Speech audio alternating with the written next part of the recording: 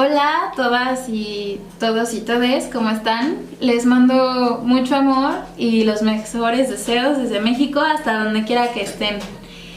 Primero me presento. Mi nombre es Lucía Jaime, soy mexicana, soy antropóloga, estudié antropología en la Universidad Autónoma de Querétaro. Actualmente estoy por comenzar una especialidad en Flaxo, Brasil, en colaboración con Claxo, sobre políticas del cuidado con perspectiva de género, y además trabajo en el sistema de protección integral de niños y adolescentes del municipio en el que vivo. Y bueno, lo que me trae aquí es que además soy la creadora del proyecto Mandrágoras, que es por lo que estoy aquí haciendo esta comunicación para ustedes hasta donde quiera que me estén viendo. Para esto hice un pequeño texto para guiarme y no salirme por la tangente como suele sucederme. Y bueno, hoy les voy a narrar de dónde surge esta iniciativa, por qué se llama Mandrágoras, qué hemos hecho, por qué y hacia dónde vamos. Entonces, comienzo. En un encuentro que orquestó Xavi Frías en noviembre de 2019, viajé a Machalilla, en la región de Manabí, Ecuador, como invitada para dar un par de talleres a las y los chiquiturris de Casa Búho, como les llama Valeria Sáenz, como parte del festejo de la reapertura de este espacio súper mágico en Machalilla dedicado a la literatura, después de una gran tragedia que casi termina como con este sueño. Ahí también conocí este precioso proyecto que se llama Clara Luna Foundation, y en un café de la Ciudad de México, que continúa por un paseo vespertino por museos y las calles y cafés de Quito, conocí a Marta Garay y su proyecto Santo Remedio. No podía creer que estaba en este sitio súper maravilloso con estas 4 personas que compartían este gusto por la literatura juvenil e infantil. Me sentía súper rara porque desde la antropología se trabaja realmente muy poco con la niñez y mucho menos con la literatura infantil, y paradójicamente me sentí como parte de esta manada de locos que, además de compartir mis gustos, me enseñaron muchísimos más libros, ¿no? Entonces, después de ver sus proyectos y su emoción, nació en mí la idea de generar un proyecto en el que genuinamente creyera con todo el corazón, ¿no? Pero sin embargo como que todavía no lo tenía como muy aterrizado, ¿no? De estos 2 talleres, el primero que fui a aplicar fue el que más me había emocionado, porque se trataba de un taller para puras niñas en el que el objetivo principal era entregarles un diario que estrenaran en ese espacio, y que, más allá de utilizarlo para el ejercicio de escritura, quedara en un futuro como un diario personal donde ellas pudieran escribir sobre su día a día, sus emociones, sus anhelos, sus amistades, su familia, sus enojos, sus sueños. Y es de este taller de donde nace Mandrágoras. El segundo taller, aunque fue aplicado y creado casi con el mismo amor, como parte de mi proyecto de investigación de tesis, no logré en ese momento como vincularlo tal cual con Mandrágoras hasta mucho después. Con el tiempo descubrí que también era parte de esta esencia de lo que las mandrágoras que imaginaba serían, ¿no? Como es una mandrágora, digamos, como que se vuelve parte de esta comunidad del proyecto, pues es una observadora de su entorno a detalle, con una curiosidad insaciable por conocer el origen de lo que observa y observarlo bien, ¿no? Que observara desde cuándo está lo que está ahí, por qué está ahí, quiénes lo dicen, por qué lo dicen, porque pues creo ahora más que nunca que todas las niñas y niños llevan a una antropóloga o un antropólogo genuino adentro, ¿no? Y bueno, ¿quiénes son las mandrágoras, no? ¿Por qué es mandrágoras y no mandrágora? Y bueno, en esta idea la comunidad como de mandrágoras que busco general, o la personalidad que tendría esta mandrágora, es que son niñas que dan rienda suelta a su magia interna, ¿no? A su curiosidad, a su voz interior. Son niñas salvajes y rebeldes que tienen una conexión con la naturaleza y consigo mismas igual de poderosa, ¿no? Que persiguen sus sueños, que encuentran la esperanza en todas partes con la ayuda de los libros bajo el brazo, como muchas de nosotros entusiastas por la literatura lo hemos llegado a hacer. Y son niñas que no temen decir lo que piensan, ¿no? Son criaturas mágicas y normales que caminan la tierra y que con su palabra y sus registros en diarios como legado dejan una semilla para el resto de generaciones de mujeres y para sí mismas, para que no se olviden de dónde vienen y qué tan lejos pueden llegar. ¿Por qué mandrágoras? Creo que, o sea, ¿por qué la mandrágora? Ya hablando como más como en concepto de esta criatura fantástica, hay una película de Federico Fellini de 1965 que se llama Julieta de los Espíritus. Y de esta película se desprende una metáfora sobre el crecimiento de las ramas y los árboles. Más o menos va de que en un momento al final de la película, sin spoilarles, uno de los personajes le dice a Julieta, la protagonista, dice: la maravilla de los árboles es que casi nadie les corta, es que si nadie les corta las ramas, estas siguen creciendo en la dirección que les parezca, sin rumbo fijo y sin que nadie las limite jamás. Y me pareció que esta era la metáfora de las ideas, de los sueños y aspiraciones que una mujer puede llegar a tener si no llega algún jardinero ruin y se las corta, ¿no? Y que mientras más y más altas y entramadas fueran estas, más difícil iba a ser como que alguien trepara a querer deshacerlas. Además que, bueno, muchos sabemos que los árboles por debajo tejen redes, ¿no? Tejen redes a través de las cuales se comunica, generan comunidades, ¿no? Entonces se nutren de la misma forma que las comunidades humanas y en esta época de las comunidades de mujeres, ¿no? Entonces la mandrágora quedaba como una criatura perfecta para personificar esta metáfora y presentarlo desde una perspectiva también mágica a las niñas.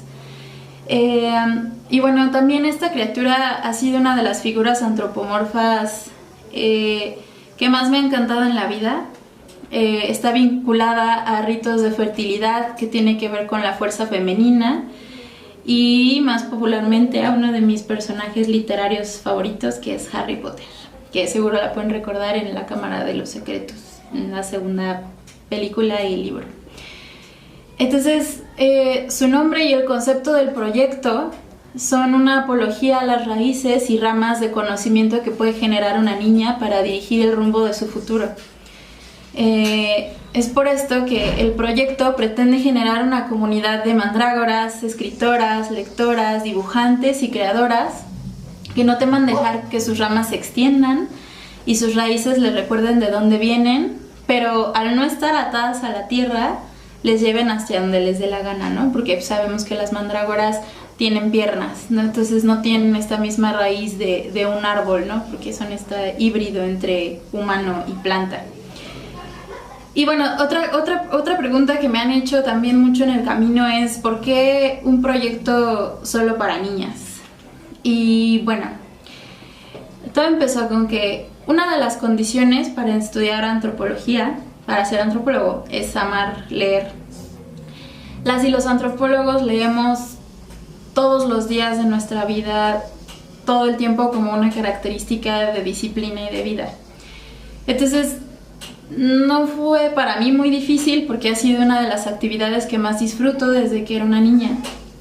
Y no como pasatiempo, sino como una terapia genuina. Pero conforme pasó el tiempo durante la carrera, y que también le comienza a suceder a algunas chicas, fui consciente de que el 90% de los científicos sociales que leí eran hombres. Y realizando la misma revisión sobre mis lecturas personales, descubrí que básicamente leía puros hombres, ¿no? Hombres europeos, en su mayoría hombres escritores norteamericanos, argentinos, uno que otro colombiano u oriental, y mi favorito, Juan Villoro, que es este escritor hombre mexicano, ¿no? Después de un rato de solo leer hombres y solo leer teoría antropológica, decidí rebelarme porque la teoría antropológica es muy, muy densa. Y durante la carrera comencé a leer puras mujeres, pero no solo mujeres, mujeres específicamente latinoamericanas y modernas, ¿no? Y de verdad que me llené de un aire completamente distinto. No sé qué caracteriza la escritura y la narrativa femenina, pero tiene otra frescura, tiene también otras percepciones como de la vida. Entonces, bueno, ya antes de entrar a la carrera había leído Un cuarto propio de Virginia Woolf, pero bueno, creo que también dependiendo de la etapa en la que estemos, en nuestra vida los libros nos hablan distinto, ¿no? También tiene que ver con qué hemos leído y ciertas cosas nos significan distinto en distintos momentos, ¿no? Entonces, cuando volví a releer este libro de Virginia, descubrí que ella generaba una crítica al hecho de que la mayoría de las personas con las que estudiaba eran hombres y que la mayoría de lecturas que hacían, si no es que todas, eran escritas por hombres, para hombres. Entonces todo se fue entramando y en ese momento también me encontraba investigando sobre la importancia de la cultura escrita para la civilización, porque ese era mi tema de tesis. Y entonces reflexioné que si la escritura y lectura eran las herramientas más importantes de sobrevivencia de la civilización, y estas están hechas y han sido utilizadas en su mayoría por hombres y en su mayoría occidentales, entonces existe una mitad de la civilización que no ha sido escrita, leída, analizada, comprendida y perpetuada, ¿no? Que es la perspectiva, las ideas, la cultura y los saberes de las mujeres y niñas del resto del mundo, digamos, no leído como occidental, ¿no? ¿Por qué dar la palabra a las niñas es súper importante, genuinamente? Durante siglos, a partir de que empieza la modernidad en Occidente, ha prevalecido la noción de que solamente aquellos que poseen la palabra poseen también la razón. Sobre todo esta noción fue generalizada por la filosofía única y occidental que se ha esparcido como una verdad legítima y único origen epistemológico de la humanidad. Entendemos epistemología como la forma en la que generamos conocimiento y la forma en la que se percibe la realidad tal cual, ¿no? Entonces, si hablamos de que solamente aquellos que poseen la cultura de la escritura y lectura son poseedores de un pensamiento racional, todos aquellos grupos que no la han integrado en su cultura o en su desarrollo se consideran entes irracionales. Este discurso fue y sigue siendo utilizado fue utilizado durante muchísimos años y sigue siendo utilizado para legitimar la subordinación y el silencio de minorías culturales como los afrodescendientes, los indígenas y, claro, las mujeres y los niños, ¿no? Y bueno, para no clavarme más, así fue como sutilmente me embarqué en la aventura de leer solo mujeres de distintas latitudes durante casi más de 2 años. Leí a Vivian Gornick, a Cristina Morales, Gabriela Ponce, Yoconda Belli, Olivia Teroa, Ariana Harwick, Arelis Uribe, entre otras. Y descubrí que gran parte de ellas rememoran su niñez en su escritura como parte importante de su vida y de su desarrollo como creadoras, ¿no? Entonces me pregunté si estas mujeres hubieran escrito desde niñas, hubieran escrito sobre sí mismas y sobre el mundo, cuáles habrían sido sus ideas, sus reflexiones, sus emociones. Y coincidentemente me crucé con la literatura de la escritora mexicana Guadalupe Nettel, y ella hace esta propuesta de literatura ombliguista, que la literatura ombliguista es aquella que surge del propio ser, ¿no? Del ombligo, del cuerpo, de una misma. Entonces, de nuestra propia historia de vida. Entonces, por el momento todavía no me hacía clic el tema de los diarios hasta que me crucé con las memorias de Sylvia Plath, y justo ahí surgió la importancia del diario personal en la vida de una niña y de una mujer joven para leerse a sí misma, para autorregistrarse, para autoconocerse, ¿no? Como una especie también de terapia y de legado de quién es, porque recordar quién eres se hace muy útil conforme vas creciendo, ¿no?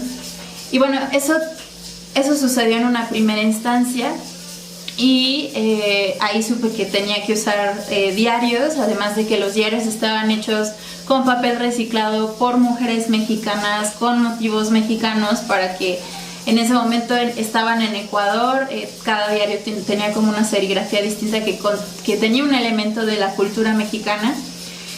Entonces, bueno, ya después de regresar de Ecuador reapliqué este taller, pero ya adecuado, en Fundación Zorro Rojo, y ya tenía más avanzada mi investigación de tesis. Entonces ahí descubrí que además de esto hay muchísimos libros que se están realizando con perspectiva de género y que podían ayudarme para digamos, como acompañar la escritura dentro de los diarios, ¿no? Una de las últimas sesiones fue súper lindo porque sucedió un día antes del paro del 9 de marzo, del paro nacional que hubo aquí en México después de el asesinato de una chica que fue muy atroz para las mujeres de este país. Y bueno, después de literal ese fin de semana comenzó la pandemia. Entonces ese fue como el primer reto que vivió Mandrágoras, enfrentar la pandemia y tratar de readaptarse a los espacios, porque si bien sabemos los que trabajamos con niños es que una de las primeras barreras que encontramos son, además de físicas, son los padres, ¿no? Que siempre están como pendientes de los contenidos. Está bien, pero eso también puede generar una barrera.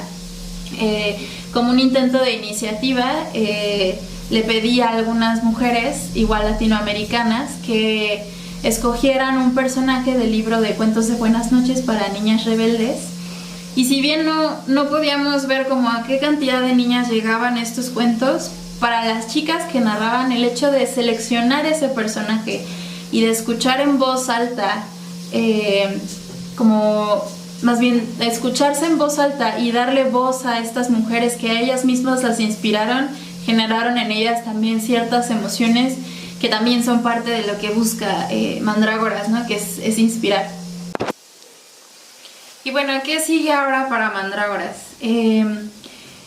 La pandemia me hizo replantearme y reflexionar muchísimo sobre el tema del encierro, el cuidado, la familia, el hogar y la relación de los libros como válvulas de escape. De manera que el siguiente paso para este proyecto, que es en lo que estamos trabajando, es llevar una biblioteca, digamos, generar una biblioteca, activarla con sesiones a niñas institucionalizadas que son víctimas de violencia sexual. Entonces, aparte de los demás proyectos que sigan surgiendo ya en físico, los talleres y demás, el más importante que sigue hasta ahora, pues, es ese. Y bueno, en este breve tiempo que pensé que iba a ser muy largo, pero que no me alcanzó tanto, les conté más o menos de qué va Mandrágoras, qué es lo que hago, de dónde viene, por qué se llama como se llama.